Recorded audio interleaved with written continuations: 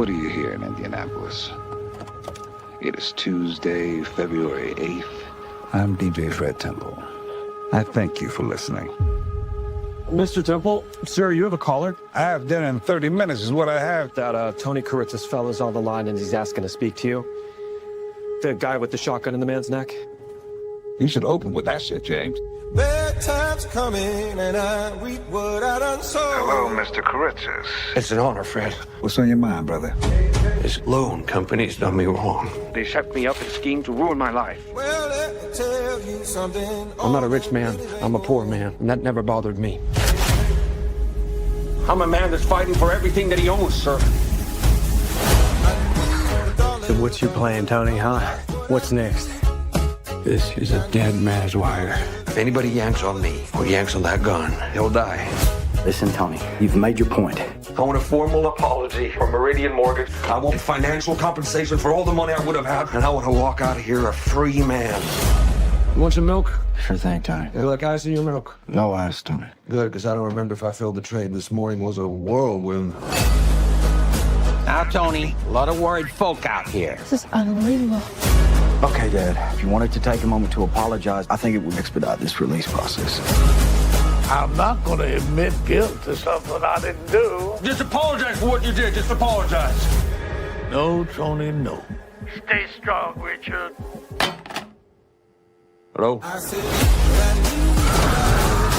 some sick, twisted people in this world. I hear you, Tony. But holding on to anger is like drinking poison and expecting the other person to die. He's a goddamn hero is what he is. Finally, somebody has the balls to stand up to these parasites.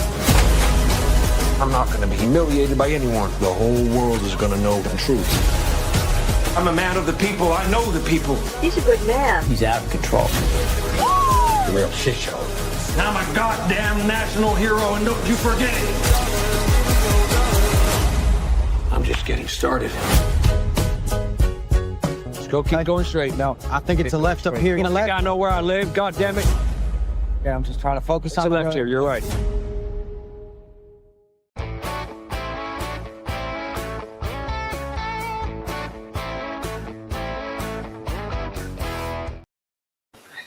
Hello, everybody. Yes, welcome to A Touch of Indie. I am Joe Compton, and I am your host for tonight, and thank you for joining us. That was the trailer to Dead Man's Wire, the movie I will be talking about, reviewing right now. It is a theatrical released film directed by Gus Van Sant, and it is, as you saw by the trailer, a fictional account of something that really happened in 1977, where a man named Tony Kiritsis entered the office of the Halls to kidnap his father, but his father was on vacation, so he ends up kidnapping Richard, his son, the president of Meridian Mortgage Company, that did him wrong, and attaches him to a dead man's wire and holds him hostage until he can win over what he wants and accomplish, get an apology and, money and everything like that for the damages caused in this instance. This is written by Austin Colandine, and it stars Dacre Montgomery and Bill Skarsgard as Tony Kiritsis, the gentleman with the mustache and bright green shirt. Cary Elwes is in this movie as well. Elwes, he plays one of the detectives, and Al Pacino, as you saw, is in this movie. And Coleman Domingo plays Fred Temple, the DJ that is helping Tony deal with his situation. This is a fascinating film. There's nobody who does atmosphere better than Gus Van Sant. Gus Van Sant has just a feel for when he's somewhere, whether it be in time or a specific location like Boston, the Southie projects, or whether he be at a school filming a mass shooting movie, a film about mass shooting, which he did called Elephant. The atmosphere he creates is just palatable and just authentic as all get out. Whether it's real, whether it's a true story or not, or based on a true story, which most of the films that Gus has been doing have been in that vein. This is a gross dramatization of something that's real life, and they actually show some real life footage intermingled in here, in a sense. And that's kind of the cool aspect of another reason why the atmosphere here is so great. Van Sant really knows also how to make a movie move, right? He knows where to start the film from. The moment that it starts is the moment it should have started from. And I really appreciate that about filmmakers these days. And Van Sant is probably a master at that. He knows exactly where a movie should begin. And he has a little trouble with the ending sometimes, but this one he sticks it a little bit better than most. The middle parts are usually where Van Sant kind of lingers and kind of lulls a little bit, and this movie is kind of in that vein as well. There's a kind of same old kind of thing, and you kind of go, okay, let's kind of get to where we need to go kind of idea.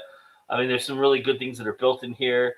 Dacre Montgomery deserves a lot of credit for his performance as Richard Hall. I think for me, he steals the movie, although I have to say Bill Skarsgard is just absolutely transfixed here, and just he really does know how to command a presence, and he does that very well. If you've ever seen the real footage, and you'll see the real footage, like I said in the end of this movie, he doesn't really look like Tony, the real Tony Kiritsis, but there's enough likeness there to kind of. It really doesn't matter. That's not really what this is all about. It doesn't have to follow perfectly to a T. I'm really getting more lenient as I go on in my life with that kind of aspect of this movie. It does follow the story though to a T. It really does capture all the moments that were captured on the news and have real life footage to them. They do a really great job of that reenactment and really portraying it honestly and earnestly. This movie's quirky.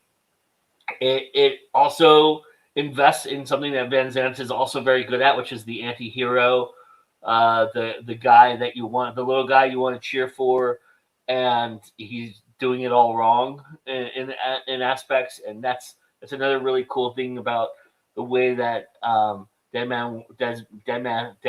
Man's Wire goes about it. This is a really interesting film for me. I'd say, obviously I haven't seen much of 2026, so will I remember this movie toward the end of the year? We'll see. It's going to be one of those that kind of lingers in the middle for me, I think, a lot more. It's not a bad film. I think it's worth seeing especially if you like just like gritty 70s kind of just quirky, not humor, but sarcasm and just kind of fighting for the little man. Reminds me a lot of the movie that Morgan Freeman did called Lean on Me. There's that feeling to it a lot. It's not as grandiose and as spectacular as that movie is, in terms of drumming up emotion. But this movie has that, let's fight for the little guy kind of feel to it. And then, obviously Al Pacino adds what Al Pacino adds to this, and he does it so well. And in doing so, Kelly Lynch plays the mother Hall, very good. Also, this movie just has a lot of really great character work in it, mixed in with some great atmosphere, and has a real solid foundation to it. And I appreciate that so much about this movie. And it's good for that reason. So I definitely say go check out Dead Man's Wire if you like that kind of thing and enjoy it. All right. So that being said, I have a lot to say about a certain aspect. Of course, we're very excited to see that a certain film that I really love called Sinners, that I think has changed the industry, has kind of made a mark in the biggest stage you can possibly make a mark at the Academy Awards, and has created history by winning 16 nominations. However, there's a caveat to that, and it's time for me to go on my epic rant about what I saw, what I know about the Academy Awards.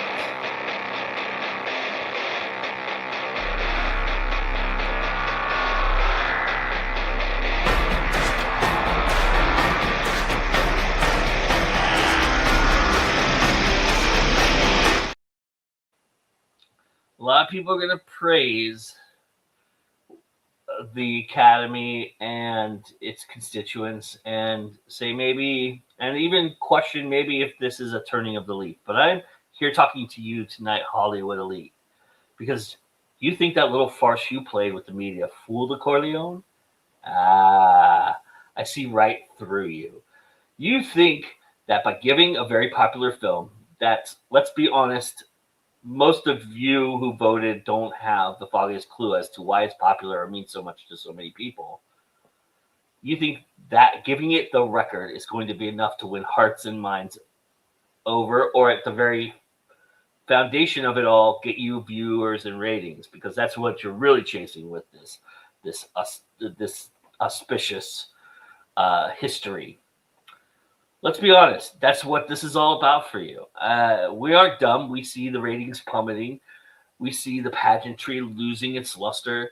And you think these small gestures are going to garner you enough goodwill for nothing else but one night. One night where we forget about the last 75 years of your misogyny, your bigotry, and your elitism. While you may throw all of us out there who are rooting for these vested interests, like sinners and K-pop demon hunters, a bone or two, with a nice surprise victory here and there, you think that it's going to be enough. You think that's going to satiate us. You think that will be the talk of the town, and it just might be. You might be right about that. And of course, it's not going to stop me from cheering for those who are representing what I loved this year. I mean, I hope that night is magical for all of them, and beautiful for all of them. Honestly, though, just by sheer mathematics and by ritualistic behaviors of previous award shows, we can all see that there's no way that sinners can make more history. And you think that, and you think that'll be enough. You think that giving them one or two bones will be enough, and then giving them the 60 nominations will be enough to win us over. Shame on you. This is all of your own doing, though. You got swept up in the pageantry and the politics and didn't think, because it's so grandiose, that anyone would notice or care. You thought that this was just a ridiculous notion that you could just pull off and be elite, until people did start caring. And then you changed some things around, and you did some things, and you made some things happen, and you got, some praise and some looks, but you also got some doubters and some trepidation about what you were doing and how you were doing it,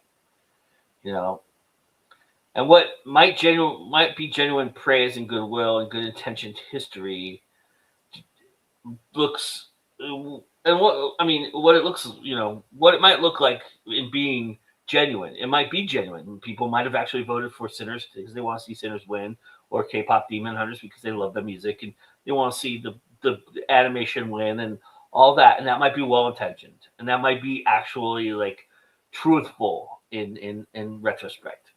But it just looks like pandering and empty gesturing, because a way for you to buy 5 more years of this nonsense and go right back to the way it was before. You did it with Lord of the Rings. You did it with Moonlight. You seemingly try and challenge. You try to just stem the tide. And, I am super happy for Autumn. That's the one I was really hoping would happen. So thank you for that. I will thank you for the cinematographers union and the DPs out there who voted for Autumn. Thank you, because I think she deserves it. She's changed the landscape of filmmaking as far as I'm concerned, and a lot of DPs are concerned, and how films are made. And then, of course, Michael B. Jordan getting credit, and Delroy Lindo, which a lot of pundits were predicting would not happen. So credit goes where credit deserves to go to. But that's as far as I'm going to take it tonight and beyond, because I think that while there might be some well-intentions out there, I do think that there's a nefarious and ulterior means to what you're trying to do. And we'll see, because you'll either prove me right or wrong by the following years. This year is not going to prove that theory correct. It's going to be what you do in the next year, and the year after that, and the year after that, where it's more recent. Is this going to buck the trend and become the norm? Or is this just going to be a chance for you to get ratings and get people who normally wouldn't watch you on Sunday night come and watch you in all your pageantry and try to win you over again? And we'll see if your efforts win over or fail. That's just the bottom line. All right, that's my epic rant. Good luck to Sinners. I am really cheering for all of you. I hope you win all 16 nominations, even though we know that's not going to happen. But at least win a majority of them. That would be pretty cool. So also along those lines, I will be, as soon as this is over tonight, I will be reviewing my first indie book of 2026. The first book I read that has been published in 2026. And I know you've all been anxiously waiting to see what that book is. Well, here it is. You don't have to wait any longer. It is The Deserter by Wayne Trammell. It came out literally just about a week and a half ago, and on January 12th. And so here I am tonight. As soon as this is over, I'm going to hit the publish button. I've got the tab open here, which is driving me crazy. I don't like having extra tabs open on my computer. But it's there. The tab is there. I will hit publish as soon as the show ends, and you'll be able to read my review of The Deserter by Wayne Trammell. Along those lines, too, we will be also doing our first Saving a Seat of 2026, and it's a what I'm calling the Ones That Got Away episode, because what we're going to be talking about is 4 indie films that were out in 2025 that we didn't review on any of the shows in 2025, just simply because we can't see it all, we can't watch everything. We try to watch as much as we can, and we also can't watch stuff just based on the way it's published. Once it's published out there, we're in hiatus, or we're not doing a show at that point, and we couldn't get to it. So there's 4 films out there that we reviewed, and I'm going to play you the trailers of all of them, and you'll get to see which 4 films we're going to be talking about tomorrow on Saving a Seat. I can always tell when I'm in love because I'm constantly angry and disappointed. Like, what do you want from the perfect paramour? All I'm really looking for in a guy is, I love you, I love you, I love you, I love you, I love you. Someone who's my height or taller, funny, handsome, successful, my best friend in the whole wide world. Do you have a condom? I hate condoms. Oh, you're the guy who hates condoms? I'm that guy. Isn't on social media, but likes all my posts. Your adventures being single in New York City. I'm Carrie Bradshaw. Sends me flowers, adores me. Oh my God, who are you? Gets jealous, but like in a sexy, non-abusive kind of way. Oh! The fuck? Did you seriously just slap me? Doesn't hate women. Enjoys my mood swings. Do you want a fork or something? No. Isn't a cheater, with no living mother, sister, children, pets, plants, or female friends. Classic New York. Yes, it's classic New York. Oh my God, I've been trying to tell everybody. It is classic New York. Thank you. I mean, is that too much to ask for? Not at all, you queen. Is this grooming? Am I grooming you? I don't think so. You'd have to have some sort of power over me. I'd say I have a lot more power over you.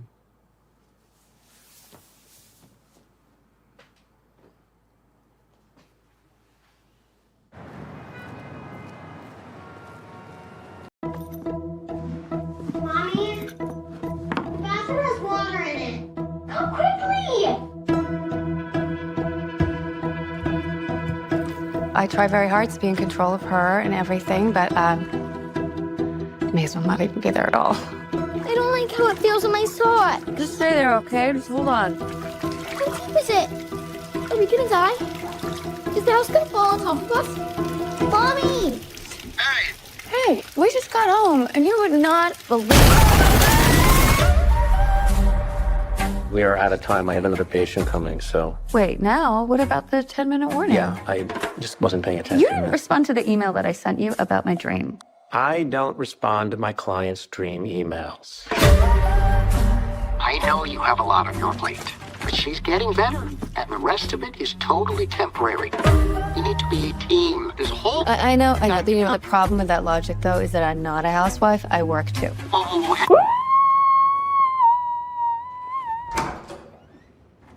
I can see you now.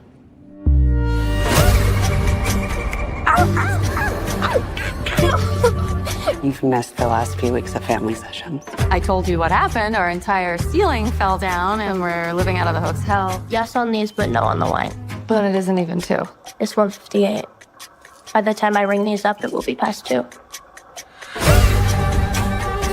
Yo, Crazy Pants. I was gonna partake in surfing the web for some things that I'm into. What kind of stuff?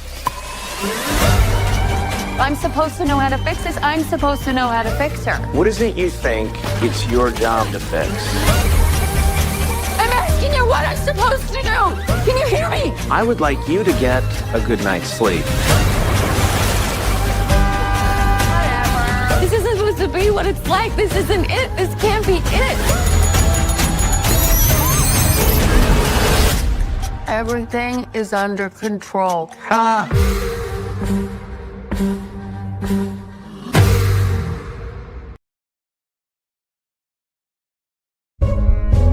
At this moment, rescue workers are laboring to recover and identify the remains of Jaja Korda, international businessman, maverick in the fields of armaments and aviation, among the richest men in Europe.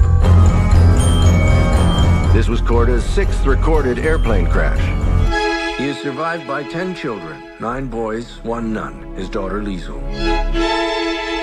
I've appointed you sole heir to my estate, which you may come into sooner rather than later.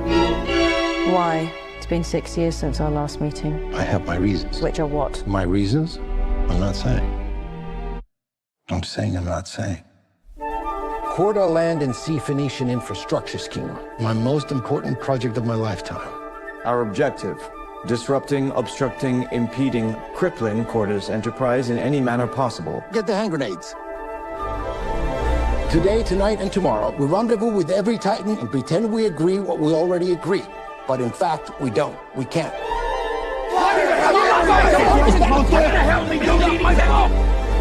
Call it. Heads. Heads.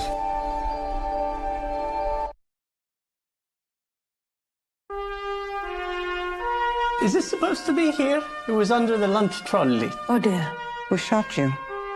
Tara's from out of town. Help yourself to a hand grenade. You're very kind. Could you imagine falling in love with a man like me, by the way, hypothetically? You're drunk. On 3 beers. Why are you shooting my ceiling? This is a robbery on behalf of... I understand that. I'm asking about my ceiling. You idiots are destroying a magnificent nightclub. One thing you'll never know because you can't. The truth. I suppose I'm moved by this absurd performance.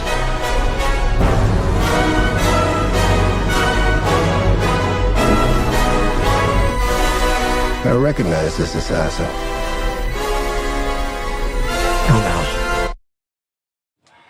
no. Suicide pedal. Merciful Father, take this miserable sin into the comfort of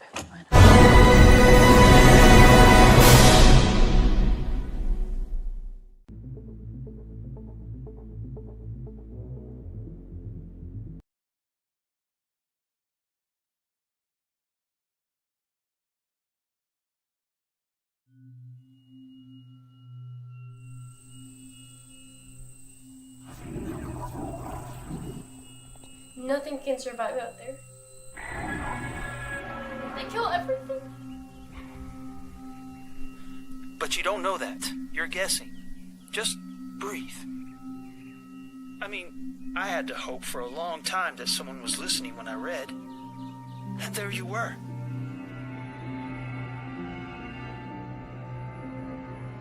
We're friends, right, Joe? I just said that. Well, I need your help.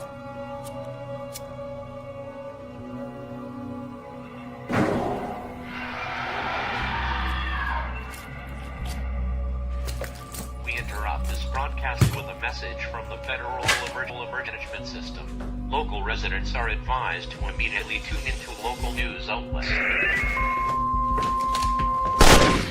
Residents of the United States are strongly encouraged to take the following precautions. Sanitize and cover all open wounds. Barricade all windows and doors. Barricade all windows and doors. And clean up any traces of blood.